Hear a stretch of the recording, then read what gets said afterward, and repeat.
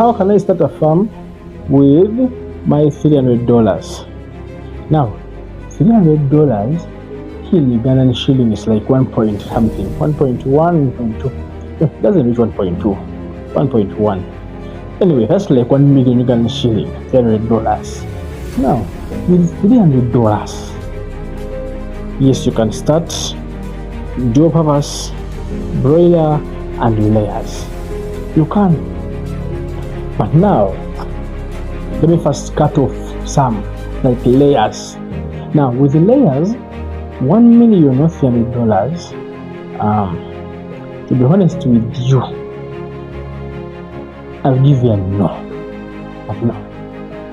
A no.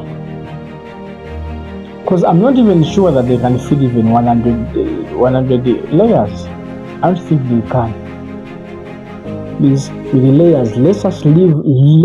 How can I start a farm with my $300?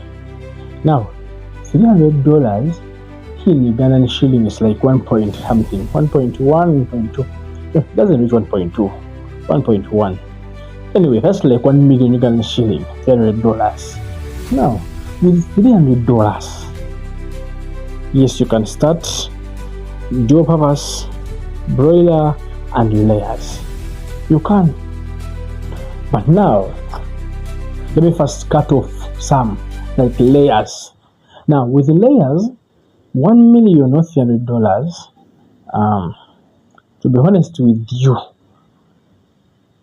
I'll give you a no. A no. Because I'm not even sure that they can feed even 100 layers. I don't think they can. Please, with the layers, let us leave